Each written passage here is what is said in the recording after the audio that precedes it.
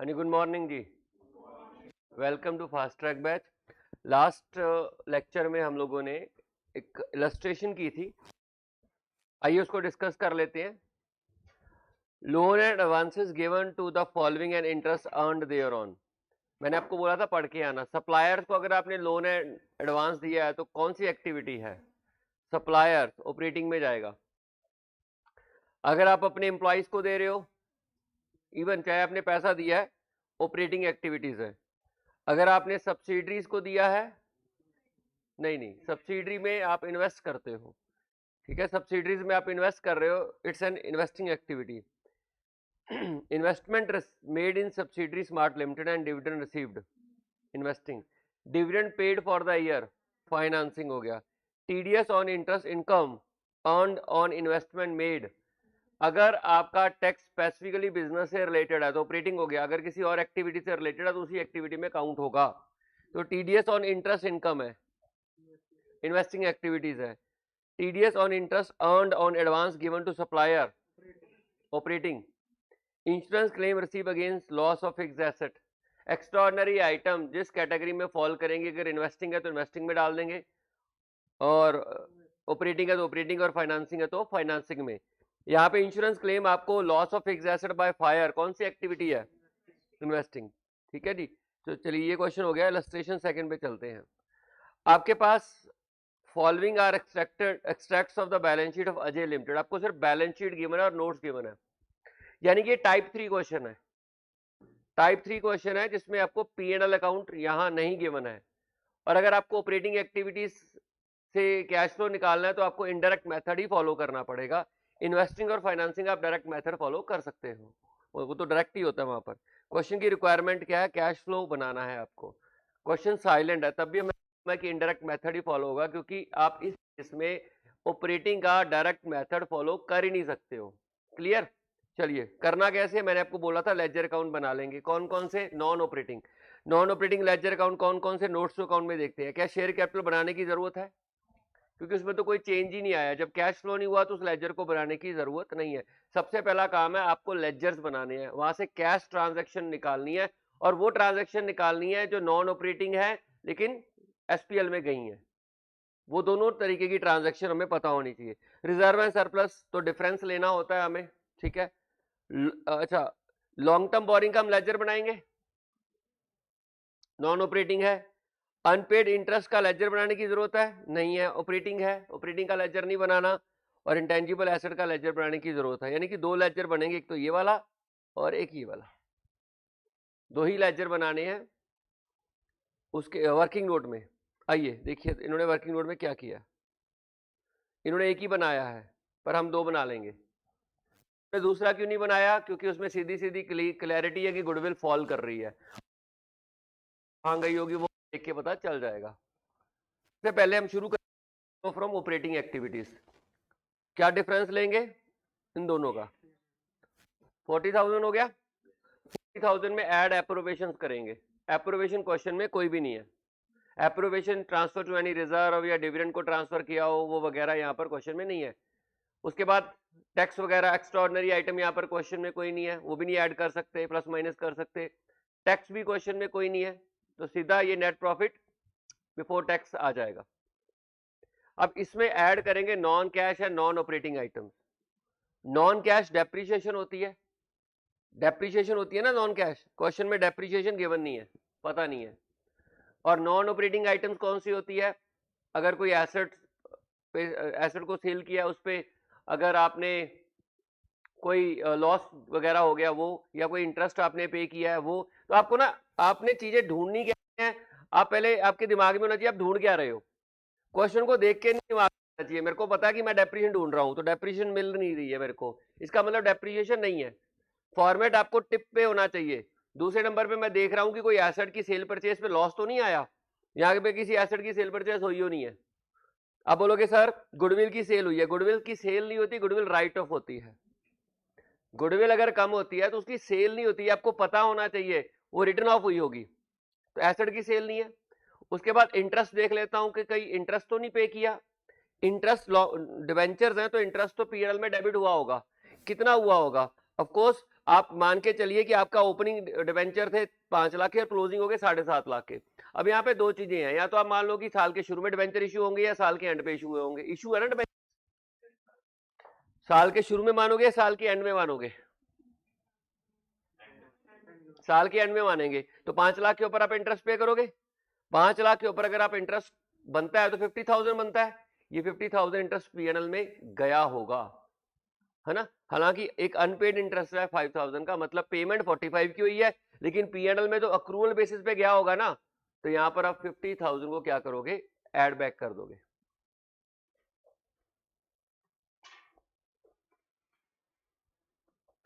इन्होंने क्लोजिंग पे, इन्होंने ओपनिंग पे निकाला हुआ है, हमने क्लोजिंग पे निकाला, ठीक है। डिवेंचर को ये मान लिया कि साल के शुरू में इशू हुए, हमने 50, हमारा 50 45 आ गया, क्लियर।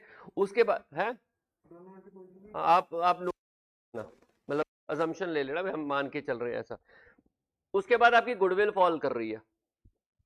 गुडविल फॉल करके कहां जाती है, रिटर्न ऑफ हो रही है। रिटर्न ऑफ कहां हुई होगी, स्टेटमेंट ऑफ पीएनएल में गुडविल राइट ऑफ हुई होगी, है ना। तो गुडविल कितनी की राइट ऑफ हुई है आपकी, 25,000 की।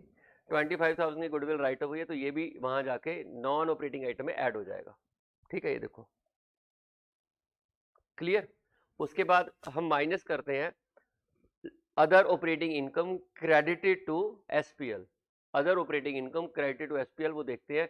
उसमें आपका इंटरेस्ट रिसीव्ड आता है, डिविडेंड रिसीव आता है, profit on sale of fixed asset, profit on sale of investment, ऐसी कोई आइटम यहाँ पर एग्जिस्ट नहीं कर रही है। सीधा आएगा cash flow from operating activities before working capital changes. Working capital change निकालना है, operating current asset current liabilities को चेक करना है। तो आइए देखते हैं current asset current liabilities. Current liabilities में एक ही अनपेड इंटरेस्ट, वो भी नॉन ऑपरेटिंग करंट लायबिलिटी है। फाइनेंसिंग क्या है उसको नहीं लेना। ऑपरेटिंग करंट एसेट देख लेते हैं। करंट लायबिलिटीज में तो आपकी एक ही लायबिलिटी है और करंट एसेट क्वेश्चन में है ही नहीं, तो मतलब वर्किंग कैपिटल चेंज यहाँ पे हुआ ही नहीं, सारी ट्रांजैक्शन कैश में ही हुई है इसका मतलब। तो आपका cash flow from operating activity आ गया। आपको चीजें ढूंढनी है, ठीक है। ये देखो, interest has been computed on closing balance of debenture as on 31/12 assuming that all the addition deletion were made if any at the beginning of the year. तो उन्होंने मान के चल लिया कि जो डिवेंचर इशू है वो बिगिनिंग ऑफ द ईयर में इशू है, ठीक है। उसके बाद फाइनेंसिंग तो क्लियर है। फाइनेंसिंग एक्टिविटीज में सबसे पहले आपको कहीं नहीं जाना, लायबिलिटी साइड में आपके पास फाइनेंसिंग में क्या है, शेयर कैपिटल में कोई चेंज नहीं आया, रिजर्व एंड सरप्लस तो प्रॉफिट होता है। डिवेंचर इशू हुए हैं, 2,50,000 के डिवेंचर इशू हुए हैं और आपने इंटरेस्ट पे किया है 45,000 का। यहां एक्चुअल कैश पेमेंट लोगे, 50,000 नहीं लोगे। बनता कितना है 50 और आउटस्टैंडिंग है 5, तो पेमेंट तो कैश फ्लो में 45 की हुई है ना, तो यहां हम 45,000 लेंगे, तो 45,000 आप माइनस कर दोगे और कोई फाइनेंसिंग एक्टिविटी नहीं है, ठीक है। तो ये देखिए, इन्होंने 70 लिया है, 75 बना था, 5,000 आउटस्टैंडिंग है, तो 70 लिया, हमने 50 लिया था, 50 में से 5 आउटस्टैंडिंग है तो 45 पे कर दिया, ठीक है। उसके बाद इन्वेस्टिंग एक्टिविटी अगर आप देखोगे, इन्वेस्टिंग एक्टिविटी में कुछ भी नहीं है। इन्वेस्टिंग एक्टिविटी देखने के लिए हमें एसेट साइड को देखना है। उसमें इंटेंजिबल एसेट है जो कि फॉल किए हैं। गुडविल अगर फॉल की होती है तो राइट ऑफ होती है, और गुडविल अगर बड़ी होती है तो वो परचेज होती है। तो यहाँ पर एक ही एसेट है, वो भी फॉल कर रहा है, तो इन्वेस्टिंग एक्टिविटी आपकी नील है, क्लियर। और टोटल करके आपका cash flow from all activities आ जाएगा, क्लियर। अलग अलग निकाल दिया, फाइनेंसिंग आप, इन्वेस्टिंग यहाँ पर 0, क्लियर। आपको आइडेंटिफाई कैसे करना है, आपको दिमाग में होना चाहिए कि आपको क्या नहीं है। आप करते क्या हो, एक एक चीज इसको देखते रहते हो, इसको देखते रहते हो और पता नहीं क्या करते हो। सिंपल से चीज जो चाहिए फॉर्मेट में वो ढूंढो, मिल जाएगी, प्लॉट कर दो। जो चीजें नहीं मिल रही उनके पहले से तैयार होने चाहिए। यहाँ पे लेजर ज्यादा बनाने की ट्रांजैक्शन नहीं है। अगला क्वेश्चन देखते हैं। ये देखिए, समरी ऑफ कैश अकाउंट दे दिया, cash and cash equivalent given है। कैश अकाउंट दिया हुआ और क्या दिया हुआ है, बस कैश अकाउंट दे दिया मैंने आपको। ये टाइप का क्वेश्चन है जिसमें आपको कैश और कैश इक्विवेलेंट दिए होंगे, अकाउंट दिए होंगे, और यहाँ तो इजीएस्ट क्वेश्चन आइडेंटिफाई करनी है कौन सी ट्रांजैक्शन में कैश फ्लो हो सकता है। दूसरा ये कि उनको कैटेगराइज कर देना है, ऑपरेटिंग की ऑपरेटिंग में ले, फाइनेंसिंग की फाइनेंसिंग में। तो आइए देखते हैं, रिसिप्ट में देखते हैं, ऑपरेटिंग है, रिसीव किया है ट्रेड रिसीवेबल से, ऑपरेटिंग एक्टिविटी है। डायरेक्ट मेथड फॉलो करेंगे, ट्रेड कमीशन मिल रहा है, ऑपरेटिंग है। आपने इन्वेस्टमेंट सेल की है, इन्वेस्टिंग है। बैंक से लोन लिया है, बैंक से लोन लिया है, फाइनेंसिंग हो गया। और इंटरेस्ट एंड डिविडेंड रिसीव्ड किया है, रिसिप्ट साइड है, इन्वेस्टिंग। रिसीव किया है ना, रिसिप्ट साइड है, तो ये इन्वेस्टिंग हो गया। उसके बाद कैश परचेज किया है, ऑपरेटिंग हो गया। ट्रेड पेबल्स, क्रेडिटर को पेमेंट की है, operating. Office and expenses pay किए हैं, ऑपरेटिंग। इनकम टैक्स पे किया है, ऑपरेटिंग। इन्वेस्टमेंट खरीदी है, परचेज है, इन्वेस्टिंग। रीपेमेंट ऑफ लोन है, री फाइनेंसिंग हो गया। इंटरेस्ट ऑन लोन पे किया है, फाइनेंसिंग। ठीक है जी, आपको कैटेगराइज कर देना, ये देखो ऑपरेटिंग अलग कर दी, ठीक है। सिर्फ ऑपरेटिंग ही पूछा था, सीधा आ गया ऑपरेटिंग में से। गुड से आ गया, रिसीवेबल से आ गया, ट्रेड कमीशन मिला है, और पेमेंट में आपको cash purchase, trade payables, office expenses और टैक्स पे कर दिया, और माइनस करके आपके पास यूज्ड आ गया। ठीक है। अब from the following summary cash account has been extracted from the company's account. ये कैश अकाउंट दे दिया फिर से उन्होंने। टाइप 1 क्वेश्चन है, इसमें से बनाना क्या, prepare cash flow statement of the company AS3 के मुताबिक। देखिए सबसे पहले कैश अकाउंट गिवन है, तो यहाँ पर हमें ये देखना होगा कि कौन सी ट्रांजैक्शन किस कैटेगरी की है। सारी ट्रांजैक्शन कैश वाली है। इसमें ना कुछ ट्रांजैक्शन में ऐसा हो सकता है कि कैश फ्लो हुआ ना हो, जैसे cash deposited into bank, bank से कैश विड्रॉ किया, मार्केटेबल सिक्योरिटीज खरीद ली, तो वहां कैश फ्लो नहीं हुआ, उनको नहीं कंसीडर करना। बाकी ट्रांजैक्शन में कैश फ्लो हो रहा है, तो आप आइडेंटिफाई कर लीजिए ऑपरेटिंग कौन सी, इन्वेस्टिंग कौन सी और फाइनेंसिंग कौन सी, अकॉर्डिंगली उसमें पोस्ट कर देंगे। अब देखिए, रिसिप्ट फ्रॉम कस्टमर ऑपरेटिंग है। Issue of share, share issue किए हैं, वहां से पैसा आया है, फाइनेंसिंग है ना। सेल ऑफ फिक्स्ड एसेट, वहां से पैसा है, इन्वेस्टिंग। सप्लायर को पे किया है, operating. Payment for property plant and equipment, investing हो गया। पेमेंट फॉर ओवरहेड्स, ऑपरेटिंग हो गया। वेजेस एंड सैलरीज, ऑपरेटिंग हो गया। टैक्स पे किया, ऑपरेटिंग। अगर क्वेश्चन साइलेंट होता है तो टैक्स ऑपरेटिंग एक्टिविटी है। उसके बाद डिविडेंड, फाइनेंसिंग, और repayment of bank loan, financing. ठीक है जी, ये अलग अलग कैटेगरी में हमने बांट देना है। देखिए ये आपका ऑपरेटिंग में आ गया, सीधा डायरेक्ट मेथड है। कस्टमर से इतना पैसा मिला, सप्लायर से इतना पैसा मिला, एम्प्लॉय से ये पेमेंट किया आपने, सप्लायर को इतनी पेमेंट किया है, एम्प्लॉयज को इतनी पे किया है, ओवरहेड्स को इतनी पेमेंट की है, और इनकम टैक्स आपने इतना पे किया, ये ऑपरेटिंग एक्टिविटी से इनफ्लो हुआ। और फिक्स्ड एसेट में आपने इतनी पेमेंट किया, और सेल ऑफ फिक्स्ड एसेट से आपको इतना पैसा मिला, तो ये आपके पास इन्वेस्टिंग हो गया। सिमिलरली आगे फाइनेंस। ठीक है, और ओपनिंग कैश आपके पास मालूम था, और ऑटोमेटिकली क्लोजिंग कैश आ गया।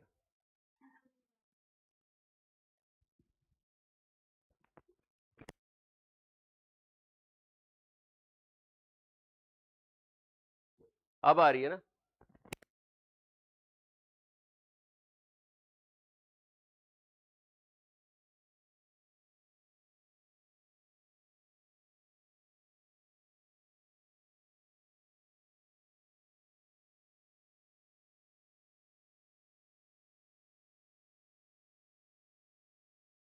है ना, ये फोर्थ टाइप का क्वेश्चन है। फोर्थ टाइप में क्या था कि कोई भी इंफॉर्मेशन दी जा सकती है, ना तो कैश इक्विवेलेंट अकाउंट दिया है यहाँ पर, और ना ही आपको यहाँ पर बैलेंस शीट वगैरह दी है, और ना ही आपको SPL और बैलेंस शीट दी है। तो यानी कि फोर्थ टाइप का क्वेश्चन है, और ये मोस्ट कॉमन क्वेश्चन है जो प्रेजेंटली आ रहा है पेपर में। Prepare a cash flow statement of M&T Limited for the year ended 31st March 2011 with the help of following information. Company sold goods for cash only.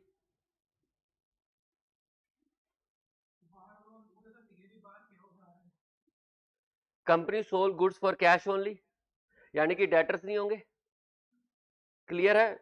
Gross profit 30% for the year, gross amount 3,82,500, यहां से cell आ जाएगी। ये देखो, ये जानकारी आपको, देखो ये क्वेश्चन में कैसी भी जानकारी दी जा सकती है, कोई रूल नहीं फॉलो कर सकते आप, आपको क्वेश्चन के मुताबिक चलना पड़ेगा। कहते ग्रॉस प्रॉफिट रेशियो 30% है और ग्रॉस प्रॉफिट 3,82,500 है, तो यहां से सेल आएगी और वो सारी सेल कैश सेल होगी क्योंकि डेटर्स नहीं है, तो कैश सिर्फ कैश सेल आ गई, ऑपरेटिंग में चला गया। बनाना क्या, 1 मिनट देख लेते हैं, इसे कैश फ्लो ही बनाना, ठीक है। तो ये आ जाएगा 3,82,500, ये आपका जीपी है, तो सेल पे परसेंटेज होती है ना ये, तो इंटू 100/30, तो ये आपकी क्या सेल आ गई। Opening inventory was lesser than closing inventory by 35,000, opening inventory less than closing inventory by 35,000, यहां से परचेज आ जाएगी आपकी, कॉस्ट ऑफ गुड सोल्ड आएगा पहले, कॉस्ट ऑफ गुड सोल्ड से परचेज आ जाएगी, ठीक है। बताता हूं कैसे आएगी, पहले पूरा क्वेश्चन, वेजेस पेड होगी, ऑपरेटिंग में चलेगी, क्लियर है ये तो। Office and selling expenses,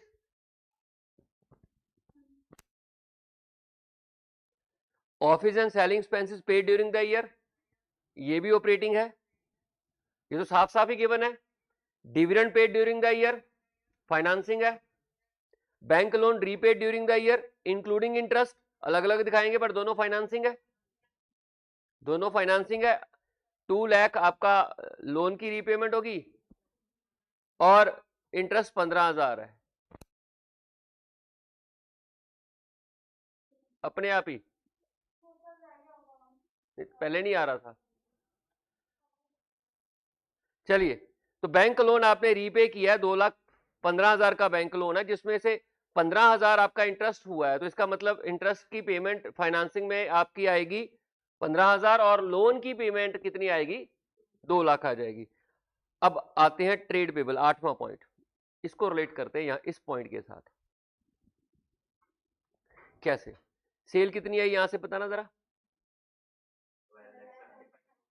12,75,000 less 30% profit, इसका 30% बताना कितना माइनस करके करोगे, 3,82,500, ये कॉग्स आ गई 8,92,500, तो दिस इज कॉग्स। अब यहां से परचेज निकल आएगी, कैसे निकलेगी, opening inventory was lesser than closing inventory 35,000, यानी कि क्लोजिंग इन्वेंट्री बढ़ गई है, तो इसमें से माइनस कर देते हैं, नेट है ना, ओपनिंग माइनस क्लोजिंग। कॉग्स क्या होता है, opening plus purchase minus closing, तो अगर क्लोजिंग ओपनिंग से ज्यादा है, क्लोजिंग ओपनिंग से ज्यादा, तो इसका मतलब परचेज ज्यादा की होगी हम लोगों ने, है ना। अगर आपके पास क्लोजिंग स्टॉक बढ़ गया तो मतलब कंज्यूम कम हुआ है, क्लोजिंग स्टॉक आपका कितने से बढ़ गया, 35,000 से, और अगर 35,000 से बढ़ा है तो इसका मतलब आपकी कंजम्पशन से 35,000 परचेज ज्यादा है, तो closing stock minus opening stock add करोगे तो कितना आएगा, 35,000, ये आपकी परचेज आ गई कितनी, 57,000, आपने माइनस कर दिया 9,27,500, now this is your purchase.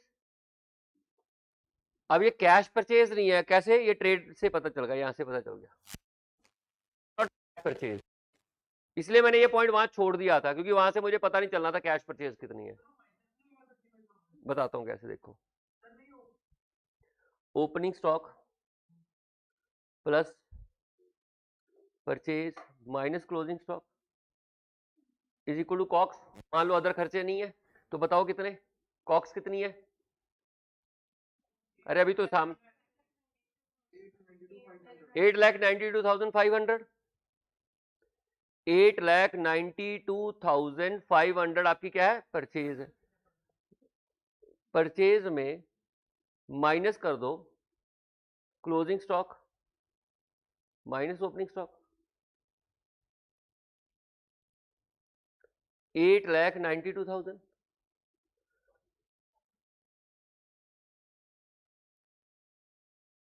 8,92,500, ये बन गया, ये समझ आया ये कैसे आया, मैंने माइनस कॉमन ले लिया तो क्लोजिंग स्टॉक पॉजिटिव हो गया और ओपनिंग स्टॉक माइनस हो गया, साइन चेंज हो गए।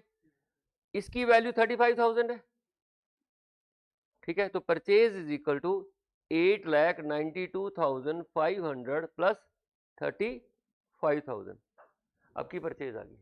और वैसे भी अगर क्लोजिंग स्टॉक बढ़ता है जिसका मतलब खरीदा ज्यादा होगा, क्लोजिंग स्टॉक बढ़ने का मतलब खरीदा ज्यादा होगा ना, तभी आपका क्लोजिंग स्टॉक बढ़ गया, कुछ माल कंज्यूम हो गया और कुछ बच गया, जो बच गया वो क्लोजिंग स्टॉक में चला गया, तो क्लोजिंग स्टॉक बढ़ा है।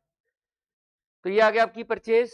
अब कहते हैं कि ट्रेड पेबल 2010 के जो ट्रेड पेबल थे वो एक्सीड करके जो 2011 के थे, यानी कि क्लोजिंग स्टॉक कम हो रहा है, क्लोजिंग ट्रेड पेबल कम हो रहे हैं, क्रेडिटर कम हो रहे हैं। इसका मतलब ये तो पे किए ही किया, साथ में पिछले क्रेडिटर भी पे किए हैं, तो plus closing creditor minus opening creditor. इसका मतलब समझ रहे हो, आपके क्लोजिंग क्रेडिटर कम हो रहे हैं, मतलब करंट परचेज की तो पेमेंट कर दी आपने, साथ में जो साल के शुरू में क्रेडिटर थे ना वो भी पे कर दिए, 25,000 से वो कम हो गए हैं, तभी कम हो गए ना, क्रेडिटर कम होंगे, आपने उसमें से कुछ पार्ट पे कर दिया होगा, तो कितना पे किया होगा आपने 25,000, तो ये आया आपके पास 9,52,000, तो ये आपने क्रेडिटर्स को पे किया है। ऑपरेटिंग एक्टिविटी में amount paid to creditors 9,52,000, clear. चलें आगे। तो अब देखिए आपका ये वाला पॉइंट भी हो गया, सॉरी इसमें अभी सेल पता लगी हमें, है ना, ये भी ऑपरेटिंग में चला गया, इस पॉइंट को भी हम लोगों ने यूज कर लिया सेल निकालने के लिए, ये पॉइंट भी यूज हो गया, वेजेस पेड भी ऑपरेटिंग में चली गई, सीधी सीधी है, ऑफिस एक्सपेंसेस पे किया ऑपरेटिंग में चली गई, डिविडेंड पे किया फाइनेंसिंग में चली गई, बैंक लोन रीपे किया और इंटरेस्ट रीपे किया फाइनेंसिंग में है, और 8th पॉइंट भी ऑपरेटिंग में हमने ट्रीट कर लिया, ठीक। ये आपने वर्किंग नोट में कैलकुलेशन करनी है जो मैंने यहां की है साइड में, लेजर तो यहां कोई बनेगा नहीं। अमाउंट पेड, अच्छा sorry, amount paid to trade payable during the year, ये नीचे दिया हुआ है, इसका मतलब पता क्या हुआ, बाकी कैश परचेज है, इतनी टोटल पेमेंट की है paid to creditors 4,60,000, cash purchase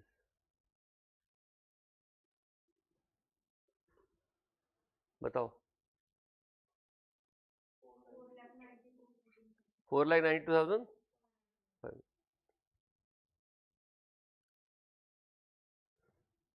ये कैश परचेज है, अलग अलग होगी, ये भी हो गया। Tax paid during the year 65,000, हमें प्रोविजन से कोई मतलब नहीं, हमारा तो जितना टैक्स पे किया हमें वही कंसीडर करना है, ऑपरेटिंग में चला गया टैक्स की payment. Investment of 7 lakh sold during the year at the profit of 20,000, 7,20,000, investment of 7 lakh sold during the year at a profit of 20,000, यानी कि 7,20,000 की इन्वेस्टमेंट की है, तो कौन सी एक्टिविटी है, इन्वेस्टिंग। ये 20,000 पीएनएल में क्या होगा, बट वो तो अगर हम इनडायरेक्ट मेथड फॉलो कर रहे होते तो जरूरत थी, तो यहाँ तो सब कुछ डायरेक्ट चल रहा है, ठीक है। तो आपका 7,20,000 क्या है, सेल ऑफ इन्वेस्टमेंट है, इन्वेस्टिंग एक्टिविटी है। डेप्रीशिएशन को हमने कंसीडर ही नहीं करना, डेप्रीशिएशन में कैश फ्लो नहीं हो रहा। अब बोलोगे सर करते तो हैं, इनडायरेक्ट मेथड में करते हैं जब हमें नॉन कैश ट्रांजेक्शन को हटाना होता है, इसलिए डेप्रीशिएशन का इस्तेमाल करते हैं, अदरवाइज नहीं, ठीक है। ये पॉइंट भी डिस्कस हो गया। प्लांट एंड मशीनरी परचेज की है, इन्वेस्टिंग एक्टिविटी में पेमेंट हो गई है, cash and cash equivalent opening इतने हैं, क्लोजिंग ऑटोमेटिकली आ जाएंगे, ओके। तो इस तरीके से आपने ये आजकल मोस्ट कॉमन क्वेश्चंस हैं, आते हैं जैसे, ये कितने भी डिफिकल्ट हो सकते हैं, बट इसका फायदा ये होता है लेजर लूजर के चक्कर में नहीं पड़ना पड़ता, टाइम बच जाता है आपका। चलिए नेक्स्ट है जी आपका क्वेश्चन नंबर 6,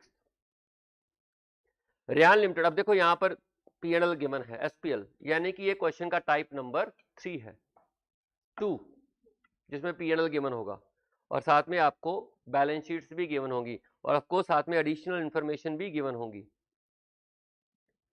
ये बड़ा क्वेश्चन है।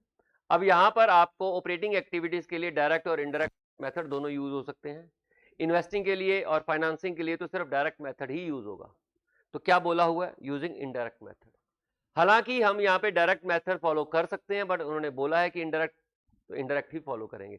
सबसे पहले इनडायरेक्ट मेथड में लेजर बनाने पड़ेंगे। मैं हाईलाइट कर देता हूं कौन कौन से लेजर बनाने की जरूरत है। मैंने आपको बोला था कि आपको नॉन ऑपरेटिंग लेजर बनाने हैं, आपको प्लांट का बनाना पड़ेगा, क्यूमुलेटेड डेप्रिसिएशन का लेजर पड़ेगा, ठीक है। इन्वेस्टमेंट का आपको लेजर बना लेना चाहिए, बस शेयर कैपिटल का बना लेना चाहिए, ये लेजर बनाने चाहिए। इसके अलावा बाकी कोई अगर एडजस्टमेंट होंगी तो उसके लेजर डिसाइड कर लेंगे, वो लेजर बनेगा, देख लेते हैं वो भी। बॉन्ड्स का लेजर बना सकते हो आप, इनकम टैक्स का तो बनेगा ही बनेगा, ठीक है। इसके अलावा कोई लेजर अभी तक तो जो लगता है नहीं बनाने की जरूरत है। नॉन ऑपरेटिंग यही बनेंगे आपके, प्लांट हो गया, उसकी एक्यूमुलेटेड डेप्रिसिएशन होगी, इन्वेस्टमेंट होगी। इन्वेस्टमेंट की अगर कोई इन्फॉर्मेशन ना हुई तो बनाने की जरूरत ही नहीं है, क्योंकि 1,15,000 से 1,27 हुए, 12,000 की इन्वेस्टमेंट परचेज की हम लोगों ने। कोई और एडजस्टमेंट ना हुई तो बनाने की जरूरत नहीं है। शेयर कैपिटल में आपका फॉल कर रहा है तो बनाने की जरूरत है, शेयर कैपिटल फॉल ऐसे नहीं करता, ये डिबेंचर नहीं है कि रिडीम हो गए होंगे, शेयर कैपिटल फॉल कर रहा है तो कुछ किया होगा, ठीक है। तो सॉरी, ईयर दिए हुए हैं, ठीक है, शेयर कैपिटल बढ़ रहा है, ईयर उल्टे दिए हुए हैं। तो यहां से भी इन्वेस्टमेंट 1,27 से 1,15 होगी, सेल होगी, तो लेजर बनाना पड़ेगा क्योंकि प्रॉफिट या लॉस भी होगा, ठीक है। और प्लांट 5 लाख 5 से 7 लाख 15 हो गया, तो परचेज सेल इन्वॉल्व होगी इसमें, हो सकता है परचेज भी हो सकता है सेल भी हो, तो जब तक हम लेजर नहीं बनाएंगे हमें पता नहीं चलेगा। डेप्रिसिएशन ऑफ कोर्स प्लांट से रिलेटेड है, तो ये भी हमें बनाना पड़ेगा, इसमें करंट ईयर की डेप्रिसिएशन भी आएगी, आपको जो डेप्रिसिएशन एसेट सेल हो रहा है उसकी एंट्री भी करनी पड़ेगी डेप्रिसिएशन में। उसके बाद इन्वेस्टमेंट की बात मैंने कर ली, शेयर कैपिटल की बात मैंने कर ली। बॉन्ड्स 245 से 295 हुए हैं, यानी कि आपने इशू किए हैं बॉन्ड्स, अगर और कोई इन्फॉर्मेशन ना हुई तो सिर्फ इशू आएंगे, और इनकम टैक्स की आपको अकाउंट बनाना ही पड़ेगा। ये इन्होंने बोला इन्वेस्टमेंट परचेज किया, इन्वेस्टमेंट में चला जाएगा, इन्वेस्टमेंट का अकाउंट बनाओगे उसमें चला जाएगा इन्वेस्टमेंट परचेज। इन्वेस्टमेंट सेल भी की है, तो इसलिए इन्वेस्टमेंट का लेजर बनाने की जरूरत है आपको। आपने प्लांट लेजर में पोस्ट हो जाएगा, आपने बेचा भी है एक, उस लेजर में पोस्ट हो जाएगा, और आपने इशू किए हैं 1 lakh bond plant and asset के साथ, तो बॉन्ड का खाता ही issue a bond for consideration other than cash, आपने बॉन्ड को रीपे भी है, आपने शेयर इशू भी किए हैं फॉर कैश, और आपने डिविडेंड भी पे किया, तो आप पड़ेंगे जो मैंने वर्किंग नोट तैयार करते हैं, एक एक एंट्री। सबसे पहले आपने, मैंने बोला जैसे कि प्लांट का लेजर ओपन करो, एक्यूमुलेटेड डेप्रिसिएशन का लेजर ओपन करो, इन्वेस्टमेंट का लेजर ओपन करो, शेयर कैपिटल का लेजर ओपन करो, और बॉन्ड्स का लेजर और टैक्स का लेजर ओपन करो। इन्होंने वर्किंग नोट में यही लेजर ओपन किए होंगे, देखिए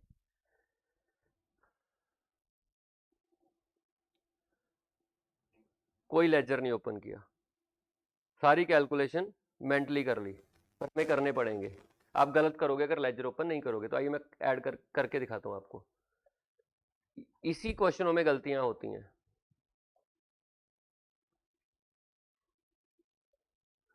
अगर आप वहां लेजर ही ना ओपन करोगे तो आपको मार्क्स नहीं मिलेंगे, और आप गलती भी करोगे।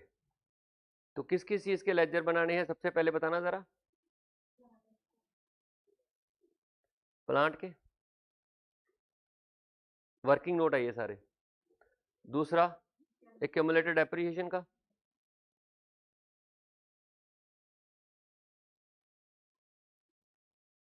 उसके बाद इन्वेस्टमेंट का,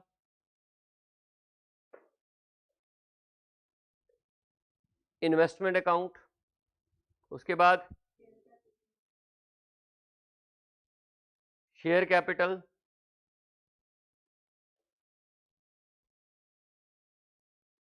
उसके बाद बॉन्ड्स का,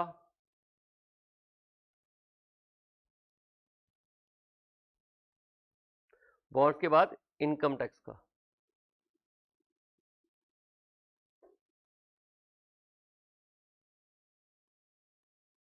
चलिए यहां से शुरू करते हैं। प्लांट का डेबिट बैलेंस बुलाना, ओपनिंग बैलेंस बताना कितना था, है आपके पास बैलेंस बताना जरा, ओपनिंग बैलेंस कितना था,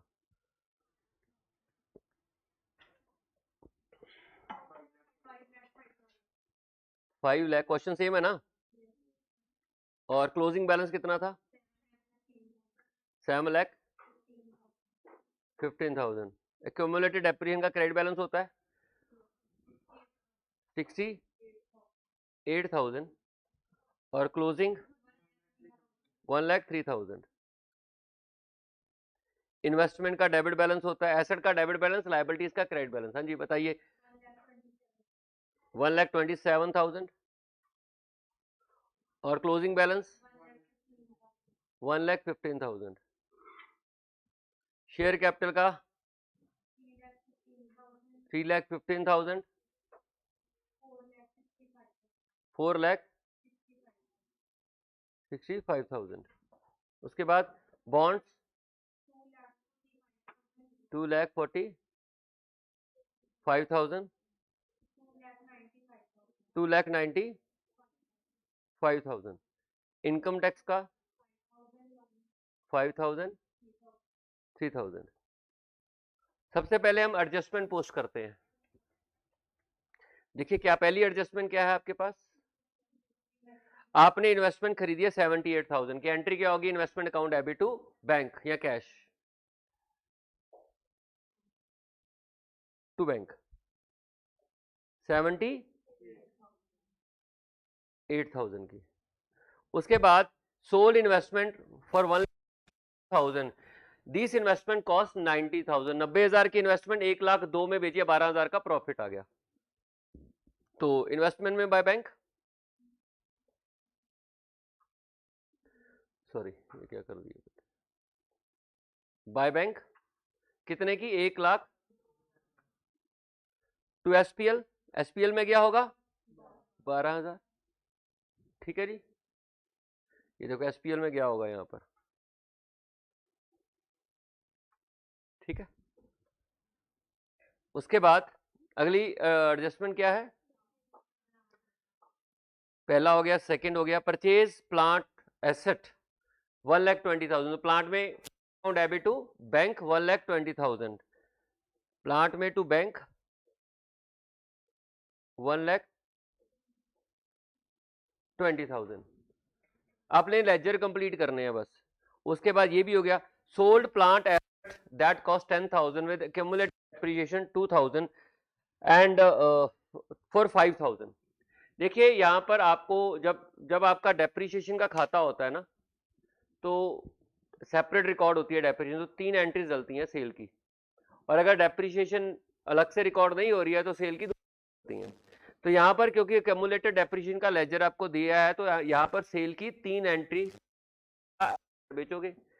दूसरा, आप उस एसेट को डब्ल्यूडीवी पे लेके आओगे, लाना पड़ेगा ना, क्योंकि एसेट में डेप्रिसिएशन माइनस नहीं हो रही है, डेप्रिसिएशन अलग से रिकॉर्ड हो रही है, तो उसे डब्ल्यूडीवी पे लाना पड़ेगा। तो प्रोविजन से डेप्रिसिएशन निकाल के एसेट के साथ एडजस्ट करोगे। और तीसरी एंट्री गेन लॉस की होती है। तो यहां पर 3 एंट्री सेल की करनी पड़ेगी। पहली एंट्री की आपने वो एसेट बेचा, 5,000 की एंट्री करते हैं, bank account debit to plant by bank, by bank 5,000। दूसरी एंट्री है कि इस प्लांट को जो बेचा उसको डब्ल्यूडीबी पे लाना है। आपको प्रॉफिट लॉस तब तक नहीं पता चलता जब तक आप सेल और डब्ल्यूडीबी कंपैरिजन नहीं करते। प्रॉफिट वो नहीं होता सेल और कॉस्ट का, कॉस्ट तो अब है ही नहीं बुक्स में, डब्ल्यूडीबी पे आना चाहिए। तो दूसरी एंट्री में हम डेप्रिसिएशन की एंट्री करेंगे। अगर ऑलरेडी डेप्रिसिएशन नेट होती, मतलब अगर एसेट का खाता नेट होता, डेप्रिसिएशन सेपरेटली रिकॉर्ड नहीं होती, तो ये दूसरी डब्ल्यूडीबी वाली एंट्री करने की जरूरत नहीं थी, क्योंकि एसेट ऑलरेडी डब्ल्यूडीबी पे होता। तो आप डेप्रिसिएशन से यहां से निकाल के एसेट में ट्रांसफर करोगे, डेप्रिसिएशन एक्यूमुलेटेड डेप्रिसिएशन से एंट्री होगी एक्यूमुलेटेड डेप्रिसिएशन टू एसेट। तो कितने की डेप्रिसिएशन है? 2,000 की बाय प्रोविजन फॉर डेप्रिसिएशन। ठीक, 10,000 की चीज डब्ल्यूडीबी कितनी आ गई? 8, 5 की बेच दी, 3,000 का लॉस बाय एसपीएल। 3,000 का लॉस। अगर आप देखोगे ये लॉस यहां पर 3,000 का। ठीक है, अगली एडजस्टमेंट ये भी हमने कर ली है। उसके बाद issue 1 lakh of bond at face value in exchange for plant asset on 31/3/11 year end पर आपने बॉन्ड इशू किए हैं, तो एंट्री क्या हुई होगी, प्लांट डेबिट किया होगा, खरीदा होगा, और उसके बदले में हम लोगों ने 1 लाख के बॉन्ड इशू किए हैं, तो entry plant account debit to bond हुई होगी।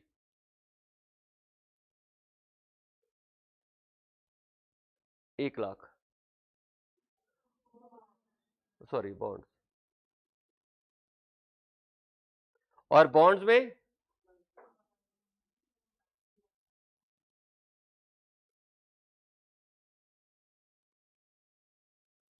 उसके बाद ये भी होगी हमारी एंट्री, आपने 50,000 के बॉन्ड फेस वैल्यू पर मैच्योरिटी पे आप बॉन्ड वापस कर दिए, तो बॉन्ड टू बैंक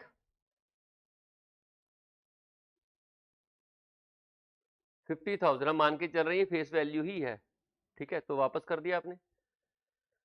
उसके बाद आपने 1,50,000 के शेयर्स इशू किए हैं, शेयर कैपिटल में जाएगा,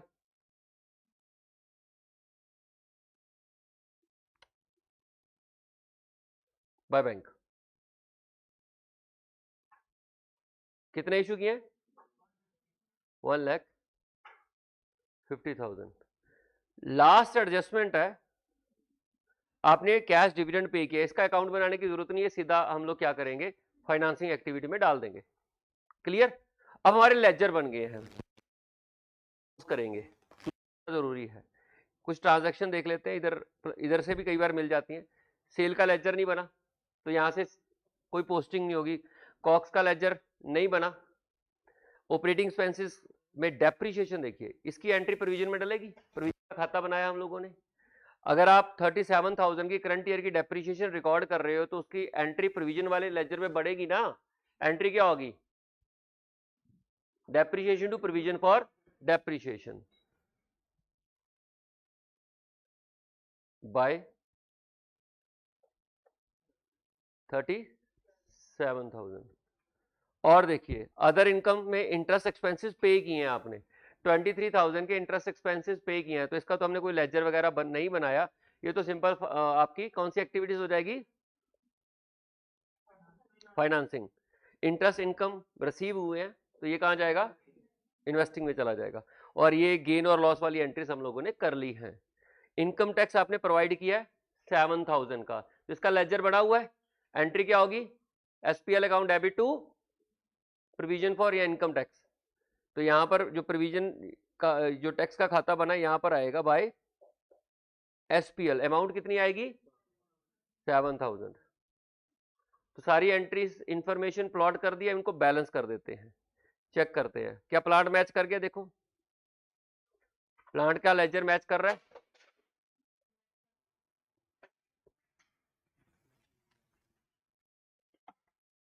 डेप्रीशिएशन का मैच कर रहा है, अपने आप मैच करेंगे, इन्वेस्टमेंट का मैच कर रहा है,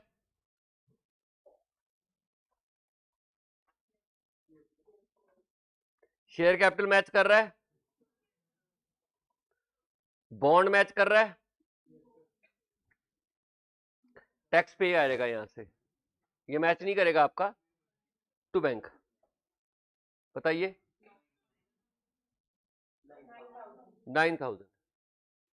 लो जी, अब हम कैश फ्लो बनाते हैं। सबसे पहले आपने फॉर्मेट में प्रॉफिट्स का डिफरेंस लेना है, प्रॉफिट का डिफरेंस लेने के लिए अगर बैलेंस शीट होती तो प्रॉफिट का डिफरेंस उठाते हैं, या तो हमें ऑलरेडी पता प्रॉफिट कितना है, नेट प्रॉफिट पता, वहीं से उठा लो पीएनएल से, पीएनएल पता है ना, हमें प्रॉफिट चाहिए होता है ना, तो प्रॉफिट आप देखो यहां से उठा लो सीधा ही, ये रहा एक 16,000, यही पर बैलेंस शीट से सबसे पहले यही वाला प्रॉफिट तो निकालते हैं, एप्रोप्रिएशन ऐड करके हमें यही वाला प्रॉफिट चाहिए होता है, और यही वाला प्रॉफिट हमें सीधा ही पता 16,000 का है, क्या हमें एप्रोप्रिएशन ऐड करने की जरूरत है, और अगर आप नहीं मानते कि हम तो नहीं जी बैलेंस शीट से निकालेंगे, बैलेंस शीट में रिजर्व एंड सरप्लस का है, ये रहा 132 से 140 हो गया, कितने का फर्क है, 8 का, डिविडेंड माइनस हुआ होगा, इसमें एप्रोप्रिएशन हो रखी है, उसमें डिविडेंड ऐड कर दो, ये देखो डिविडेंड 8,000, 16 हो गया। आप करते क्या हो, आप डिफरेंस लेते हो, उसमें एप्रोप्रिएशन ऐड करते हो, डिविडेंड एप्रोप्रिएशन है, आपने जब डिफरेंस लिया क्लोजिंग ओपनिंग सरप्लस अकाउंट का तो 8000 आ गया, एड एप्रोप्रिएशन 8000, 16 हो गया, तो वही आएगा ना प्रॉफिट आफ्टर टैक्स, तो 16 आप सीधा ही उठा लो, तो 16,000 आपका क्या हो गया, प्रॉफिट आ गया। अब इसमें से सबसे पहले क्या करेंगे, less provision for tax. Provision कितनी बनाई टैक्स की आपने, यहां से मालूम है आपको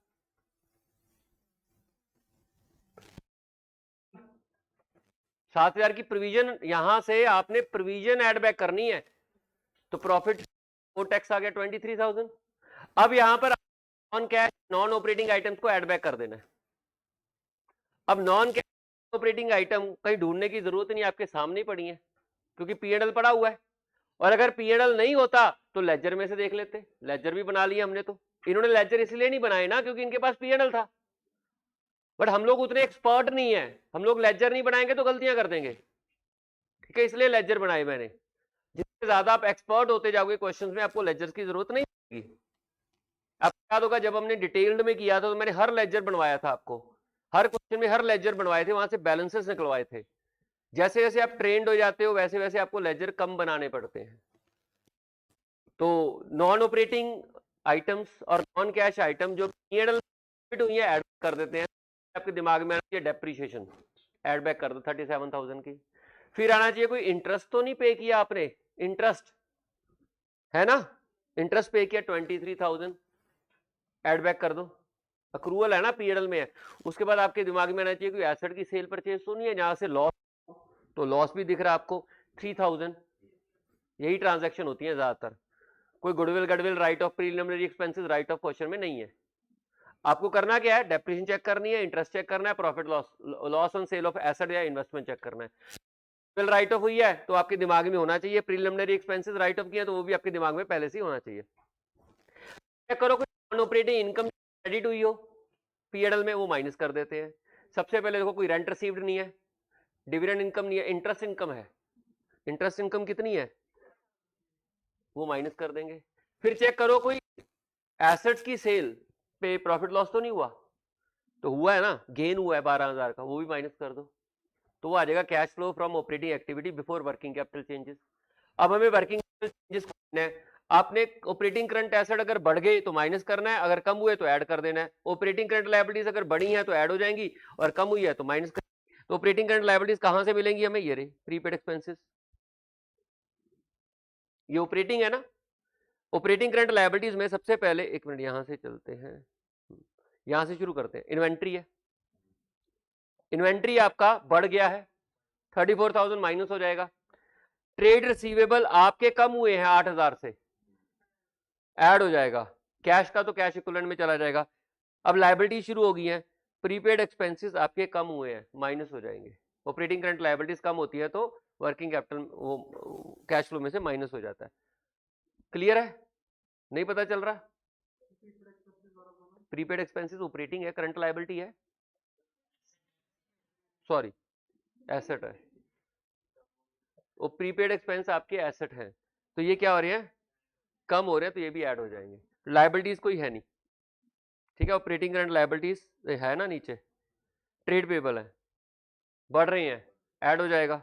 आउटस्टैंडिंग लायबिलिटीज बढ़ रही हैं, ऐड हो जाएंगी। और इनकम टैक्स तो हमने अलग से ट्रीट कर लिया है, आ जाएगा cash flow from operating activity before tax less tax paid. Tax paid हम लोगों ने 9,000 निकाला, वो माइनस कर देंगे, cash flow from operating activities आ जाएगा। उसके बाद आता है इन्वेस्टिंग और फाइनेंसिंग। इन्वेस्टिंग में क्या है, यहां से उठा लो बस, सारे इन्वेस्टिंग लेजर तो बना ही लिए।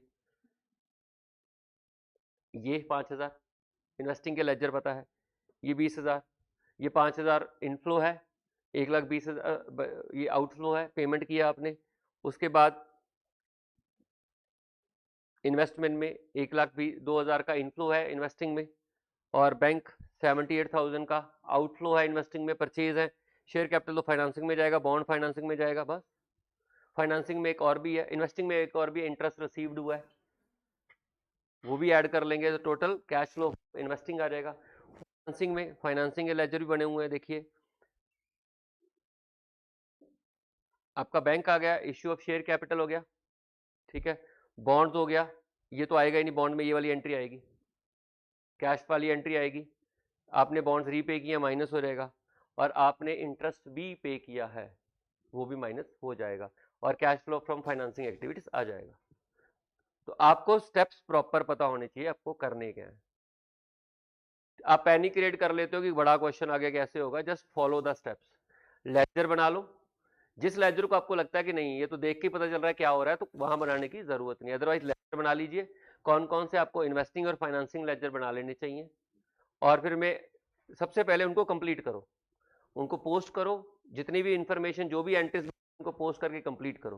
कंप्लीट करने के बाद फेयर सोल्यूशन शुरू करो। सब इनडायरेक्ट मेथड की बात कर रहा हूं कि प्रॉफिट का डिफरेंस कितना है, प्रॉफिट का डिफरेंस ले लिया, अगर कोई एप्रोप्रिएशन है तो ऐड बैक कर दो, उसके बाद टैक्स ऐड बैक कर दो, प्रॉफिट बिफोर टैक्स आ जाएगा। उसके बाद नॉन कैश और non operating item, non cash में दिमाग में आना चाहिए गुडविल राइट ऑफ हो सकती है, सॉरी डेप्रिशिएशन है, और नॉन ऑपरेटिंग में आपकी गुडविल राइट ऑफ हो सकती है, प्रीलिमिनरी एक्सपेंसेस राइट ऑफ हो सकते हैं, इंटरेस्ट हो सकता है, loss on sale of fixed asset हो सकते हैं, loss on sale of investment हो सकती है, यही होती हैं।